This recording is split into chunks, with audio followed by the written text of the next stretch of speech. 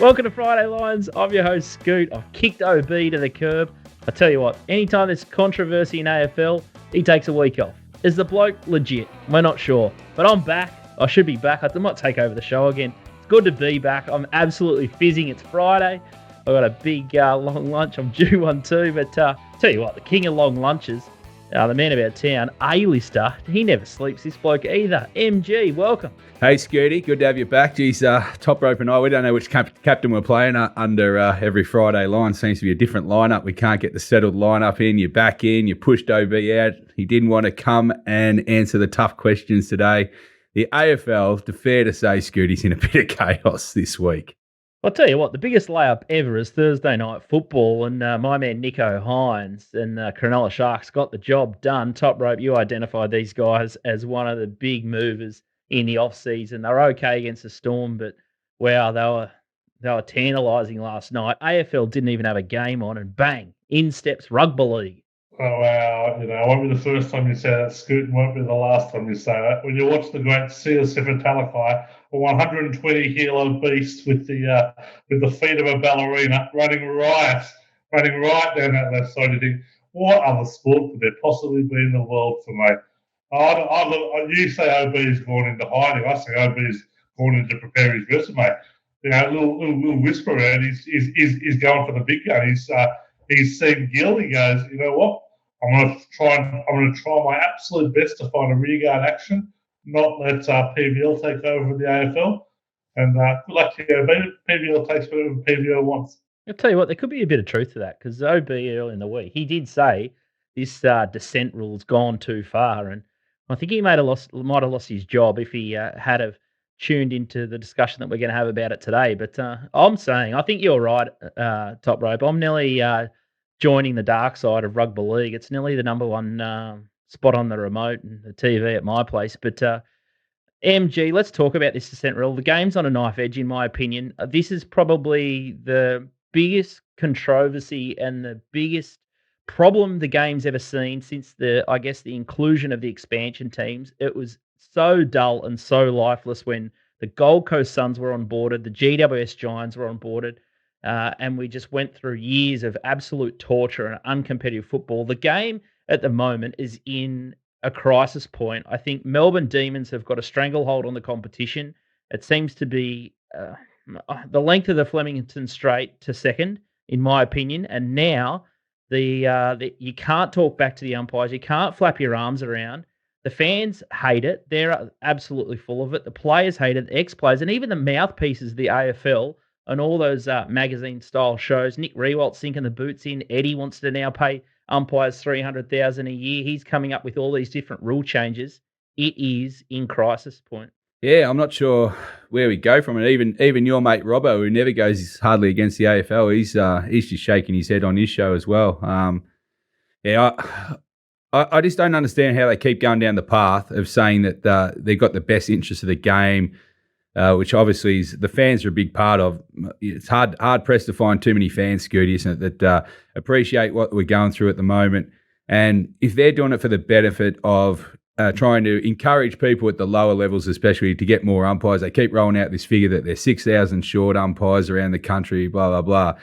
They're not helping themselves, because you can't imagine anyone's trying to sign up to be an umpire now, especially at the local level, that would be having to dish out these rules. Imagine the discussions on the sidelines, Scooty, going down to your local footy club and someone raises a hand above his waist and all of a sudden it's 50 metres and a goal. It's ridiculous. I can't fathom it. It's easy fodder, unfortunately, for Toprope at the moment to kick the boots into the AFL. They had some strange rules last year that opened up the channels of scoring. I just don't know. I just don't know where they're heading with this. It's a bad look for the game, and and I think Gill's got to actually step in and change the storyline here, because Chris Scott hasn't got a handle on it for the Brad Scott for the pathway he's going down. This is not working, and they've just got to put their hand up and really bring it all back. I agree with the grassroots angle there. Like, if a dissent ruling, a 50-metre, swung a game at country level, Like some of the people out at grassroots level, the umpire would barely leave the car park alive. These people are so unpredictable. And if you have a look online at, Seven Footy and all these different forums, and it's not just one Facebook page. It's everyone that you see. There is literally thousands of comments. The pages are swamped with fans just absolutely up in arms about this. And it's crazy. If you have a look at, we'll put a graphic up on the screen now, and the AFL have got that problem. As they say that they're 6,000 umpires short. So we've had the women's footy, and so now all of a sudden that's rolling out. There's a massive shortage because we've got nearly double the amount of matches all of a sudden. And then I guess you look at the salaries and the money on offer. $50 to $90 for under 10s to 18s, 130 to 150 for a senior umpire. That seems really light for the abuse and the time for a match to roll out over a couple of hours. And then the AFL umpire, 150K. Eddie wants it up to 300,000 for an AFL umpire, and he's sort of saying that there should be, I guess, squads of umpires that do maybe multiple games per week. But I think Brendan Goddard, there's been a lot of players that have been championing the fact that the AFL level umpires need to get more professional and need to attract more past players into it. But at 150K, no past player would even bother getting out of bed for that sort of money. And I think past players would have the thicker skin and have the respect of players. And there's seriously a simple solution to increase that pay rate. And then naturally, the lower the grades are, it'll top up the quality too, because more people will see like a secondary pathway there. And you'll see more ex-players, not just at AFL level, but at Ovens and Murray level and all the local competitions at QAFL. They'll be all striving for that $300,000 job or 200 grand or 250K job. But I think if you're hovering around the sort of 150K mark for a senior AFL umpire, there's your problem. Like, let's not be nicer to the umpire. Put some money up for grabs and make it a desirable occupation. The dissent part doesn't come from the umpires necessarily making mistakes and stuff like that. The dissent's coming from the umpires. The game's too hard to umpire, and the frustration's there from not only the fans but the players on the ground. The players can change really quickly, but they're not going to naturally change to not react to bad decisions. And then, unfortunately, now the umpires are being instructed by the AFL to double down when they make an error and a player reacts to it. Then they want to give a 50-metre penalty and, in certain parts of the ground, a guaranteed goal. So, and that just makes both the players and the fans. And, I think I saw Canterbury yesterday on TV, and he obviously was marched out by either his club or the AFL to say, that all the players understand what's going on, and, there wasn't that many 50s given away on the weekend. Did he watch any of the other games? Scooty, there was, what was it, 10, 15, 50 metres given away. The amount of players that don't know what's going on, they're all looking to the scoreboard now at the AFL level. And for the AFL to say most of these decisions are right, that's not true either. Where's an open forum where they actually, if the AFL was actually right, why don't they put up all these decisions and actually do almost like a video or a live cross or whatever they want to do and actually go through and say why these decisions are right? They just summarise them and say, well, we had a good weekend. Most of the decisions were right. There was one or two that weren't. That's not true. We watch enough football and we watch the replays during the week. And in isolation, most of the decisions are wrong. And that's why the players are reacting. And now they're getting double punished. And now it's affecting the score and games. And if this goes on and costs someone a final or the chance of playing a grand final and or a grand final, I think it's a disgrace on the game. Toprope? Yeah, three things here. 2 words for you for all those calling for ex-players to come and officiate. Henry Perenara. He was the worst referee the NRL has ever seen, following on a pretty ordinary career. So good luck with that angle. Anyone who believes in AFL maths and the need for 6,000 umpires believes in fairies and the Easter Bunny, because we all know how many players play AFL in Western Sydney. Most of them have never heard of it because they've got some compulsory school number there, so I'll be a bit dubious of that number. I'll tell you a little story. One year I played in a mixed netball competition, and I got sin-binned for quote unquote not addressing the line. Now, admittedly, I told the umpire to fuck off after that, and then was sent off. Probably the latter was fair, but not addressing the line. This sounds exactly like where the AFL's headed right now. dangerous ground. I'd agree. It seems really petty at the moment, and I think the AFL over the past couple of years have thrown so much paint on the wall to see what sticks. All these new tinkering with the rules. It's so complicated. It's so hard, and the new paint that's stuck to the wall, it absolutely stinks. And I think fans are just full to the brim of the garbage, and the crowds are down at the moment. And I think people will continue to vote with their feet and not turn up. And Gil McLaughlin's got a real big opportunity here. He can backtrack like they didn't during the week with Brad Scott. I was surprised that they doubled down, but Gil's legacy, it can either be leave the game in this shocking descent saga, or he can peel it back and try and save the game. But I'll tell you what, if this is the hill that Gil's going to die on, it's embarrassing. And as a past Uni Blues player, I know he's better than that. Yeah, fair whack. It's true, Scrooty, 100%. It'll be interesting to see how it goes this week and also going forward. They've just got to put their hand up, say they've gone down the wrong path, hasn't worked, peel it back and get back to proper football. You know, why do we want robots playing the game, Scoot? They keep saying that they want more from the players and everything like that. The television rights, which are a massive part of the game, they want personalities. They want a bit of theatre, and part of that's with the crowd interacting with the players and the umpires. And I just don't think this helps the game. Exactly. Like what sort of Jason Ackermanis said or did, and Mark Jacko Jackson, Warwick Kappa, all these like great names and colourful characters, and Dermy and all those sort of players. Like that's what the fans need. And I tell you what, the game is as dry and as bland with these rolling zones as ever before. So any wonder I've started to change the remote and toggle over to the NRL, not just on Thursday nights where there's a blank spot. But Toprope, let's get on a positive note here. And I guess the game last night, Cronulla, they just keep improving. And as you said, the 120 kilo beast. I tell you what, he doesn't look like a player or a winger, but wow, he can move, the big man. Yeah, he was apparently a gun little athletics athlete back in the day. So it took me a little while to kind of get into first grade, but actually grew up a centre, got pushed into the forwards and was back out of the centres, flying. It's very, very rare you see a centre hooked at half time, but that's what we saw with Morgan Harper, the curly-haired Lothario, who did a lot of grabbing at thin air on Thursday night. He was hooked. So, Sharks were very, very impressive. Like, what I liked about what they did, they were just relentless. And the found a weakness, they kept going down the edge. I think you're pretty disappointed that second half, but it's hard to kind of keep that momentum up when you're kind of that far ahead. So they did with that Dale Finucane as well. The great purchase. Nico Hines was outstanding, as was Will Kennedy. So Sharks just kept on rolling. And little Birdie tells me that Madge might have let Talakai go. So he just seems a perfect fit for the West Tigers, old Madge. They've let everyone out the door, and here's some of his legacy just wreaking havoc. He is a worse judge of talent than Henry Perrin, worst referee. That's how bad a judge he is. Some of the rot that he's left at his clubs. But look, they got a win last week, the Spirit. So the pressure's been alleviated for just a week or two on old Badge. And COVID has hit your Bulldogs, which is they haven't really got anything to sort of cough up there, and now they're in absolute all sorts. Convenient excuse for Trent to give himself another couple of weeks.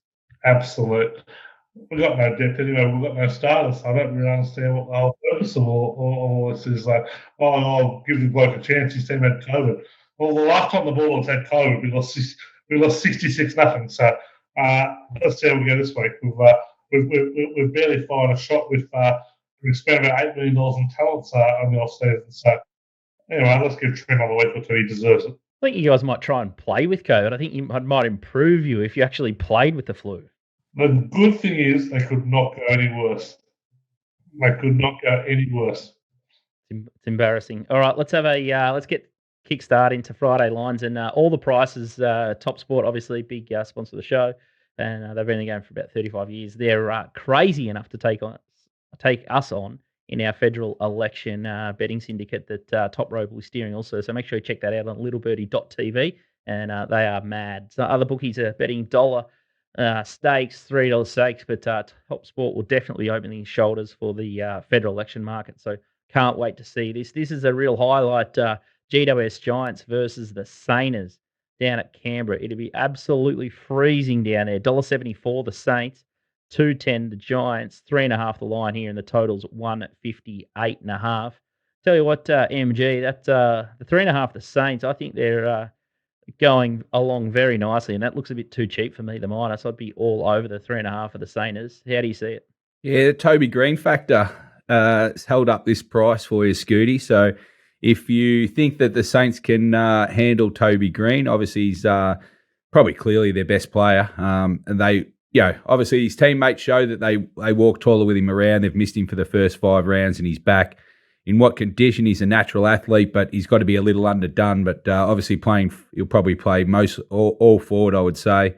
So that's what's held up the price, Scoot. Otherwise, St Kilda would be a pretty good bet this week. They're 4-1. As you said, they're going really well, and the Giants have only won 1 game for the year. But just having the Toby Green back-to-back is going to hold many people up launching into the Saints this week. But on pure form, the Saints minus 3.5 seems cheap. But powder dry for the line on this. I actually like the total in this, Scooty. I think 158.5 we can invest in the over here, and they'll give a good sight. Beautiful. All right, I might take the Michael Dublé there and take the minus 3.5 into the over 158 just because I'm a greedy little piglet. And Tristan's got dangling and carried out here in the Broncos and Canterbury Bulldogs game here. $1.29 the Broncos. I'm tipping that will be in a lot of multis, the heads-up price, and then it's an agonising line here. The minus 10 at 195. There's been a little bit of a tickle for the plus there into 185, and then the total's 39.5 with a bit of money for the over there. What's the safest way to play the line or the total here, Toprope? Safest way to play is to go on a nice date night with the wife and keep out of drive for a big round of 2 up on Monday. So we're pushing forward back at that. Dreadful game to be a 1-out game. You're absolutely mad as a cut snake if you're taking the Broncos minus 10.5. I think more I think about it. Like I'd be loath to jump on to Canterbury at such a short fight either. But I can't have the Broncos laying 10.5 points. I'm also having a bet here. The under small, but keep your powder dry for bigger and better punting opportunities over the weekend. It's funny, the 2-up one. It's not really a big thing in Melbourne, but if there is an event on 2-up, I'm tipping MG will find it. He's found the poker. He's found Josh Giddey. He's found everything. I'm surprised he's sleeping at the moment. But where do you go for your 2-up Toprope? And what do you take, 1,000 the kick? And have you had any good returns? It's an absolutely zero surprise that Melbourne is light on the 2-up. Down there trying to find a game. It was unbelievable how difficult it was. I'll head down to one of the 10 or 12 pubs around here that will be hosting a game. I haven't had one since I moved back to Orange. So, I'll tell you what, I did have a good year 2015, 2016. We were going out for dinner with the in-laws. I left home at maybe 1. Dinner was 7. I have rocked up off my face, unable to drink anything other than some water and a little bit of wine, and then proceeded to pay for what turned out to be a very expensive meal in 5s, 10s, and 20s for a big fat one, as trying to do it discreetly, as the waitress and the in-laws were just laughing hysterically at this drunk idiot, thinking he was being sneaky. Too good. I think I'm going to dabble in it up at the Goldie. I'm sure in Queensland it'll be a much bigger thing, and I think it's just the RSL and Surf Club vibe. It's just more likely to be on. The local bowls club, I think, will also have it on. So I'm going to dabble in it, and I'll tell you what, I'm punting so poorly on the horses. I may as well try something different. All right, Saturday afternoon at 1:45 is the next game we're going to have a look at out at Ballarat. Couldn't think of anything worse. It'll be freezing out there as well. Western Bulldogs are $1.30. The Adelaide Crows are $3.60. Again, the doggies will be in so many multis here. The line, 20.5. Interesting, the Ballarat games. Wind is a really, really big factor. It is a low, windy joint, and any time that my kids play up, I say you go on a boarding school in Ballarat, and I tell you what, whips them into shape quicker than you can say Billy-O. 169.5 the total. MG, weather, and how do we play this little Ballarat encounter?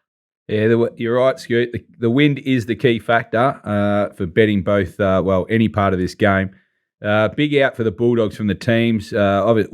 English definitely is the big out coming out. He's been probably second or third most informed player. So he's a big loss in the ruck. Steph Martin will come in to replace him.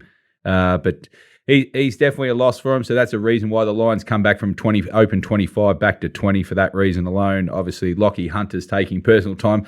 There's a few things that aren't right at the Bulldogs, I think, at the moment. They've got a couple of wins on the board. They're only 2 and 3, but going back to Ballarat at Mars Stadium there, they play. I mean, obviously, when you go there, they have a massive advantage. Adelaide are going to have no favours going there. So I think even though English is out, I still think Bulldogs at the minus 20.5, but I think you can probably wait closer to the match day. Obviously, check the weather, the wind. The weather's going to be fine, but the wind will be something to take into account. There's some little angles there, Scooty, that don't mind giving out, especially the bookies are always slow to move on some of these. It's a good angle at this ground to bet the quarter lines. If there is a wind after the toss, you always get a few sleeping bookies. So if you're watching this game and you see the toss and you see who kicks attack the second and fourth quarters are generally the way to go. A little tip there for you. But I'm still going to side with the Bulldogs. I just think it's too big a home ground advantage, and their last couple of wins there have been very solid. So I think 20.5, and I'm just going to keep. I think this will be an overs game, but you just want to see how the wind's going. So 169.5, shade the over, but I'm going to stick fat with the Bulldogs here. A decent judge on Twitter suggested that they should put Marcus Bontempelli one out in the goal square for the next sort of 6 weeks and see what happens. He said one day he'll kick 8 goals. I actually don't mind that as a bit of a strategy from the Bulldogs. He's so hard to beat one-on-one, and he takes a great grab, and he's such an accurate kick on goal. Yeah, it all depends how much you lose out of the midfield. Hunt, they've already lost Hunter out of this lineup, so I don't have an issue with starting the Bont there, and you just see how the midfield kind of shakes out, and then you can force him in like they do a lot of these power players now with Stringer from Essendon, DeGoey from Collingwood. They do the same. So, yeah, I've got no issues with starting there. I'm not sure. The Bulldogs coach is probably not going great at the moment. Now losing English in the ruck, they'll probably just send 4 on ballers into the ruck, I think, Scoot. They got big problems in the ruck, don't they? But it was a problem they had preseason, so it's weird that they didn't trade themselves into a better scenario there. Let's have a look at the 5:30 game in the Rugby League. Toprope will keep you nice and hot. North Queensland Cowboys 180. My second team, the Gold Coast Titans 205, and the line 1.5. 41.5 the total. Nibble for the over. How are we going to play this one? Tell me the Titans are going to win.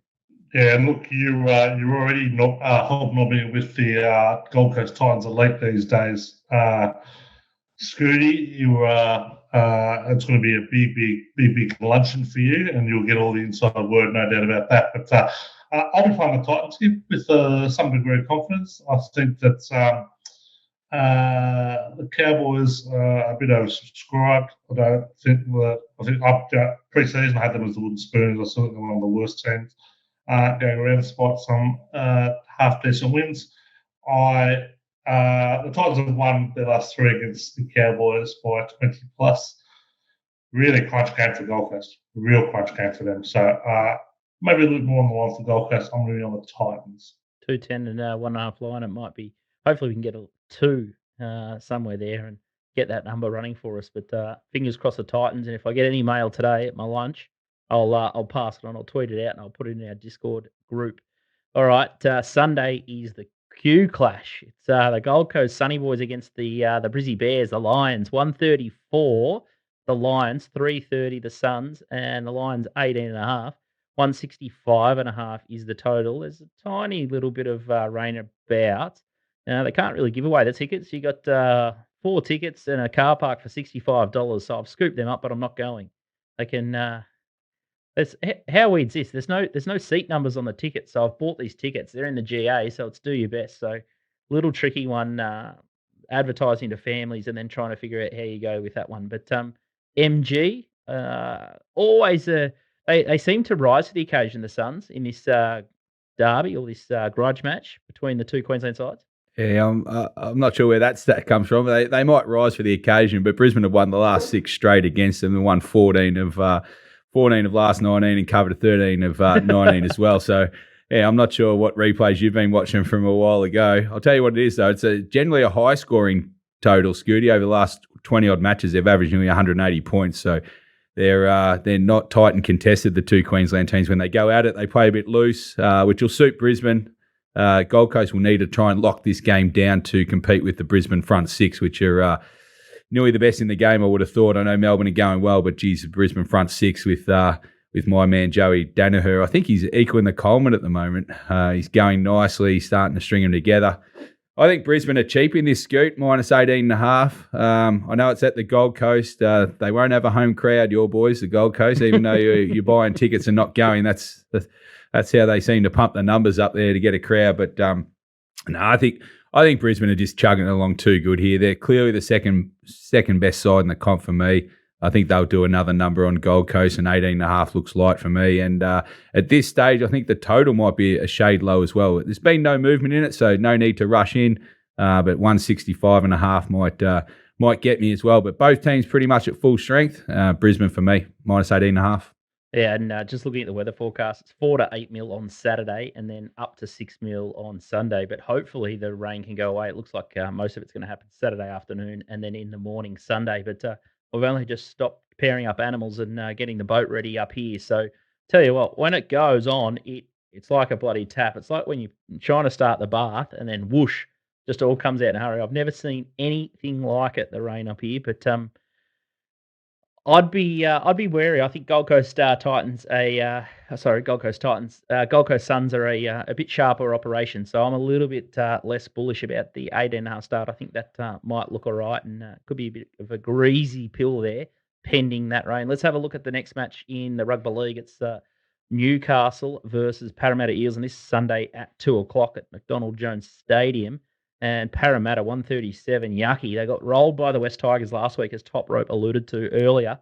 3:15 tonight, 7.5 the line, and 39.5 the total there. I tell you what, 137 Parramatta Eels. It's sort of like Port Adelaide power in the AFL. 126 you have to take the power to beat West Coast.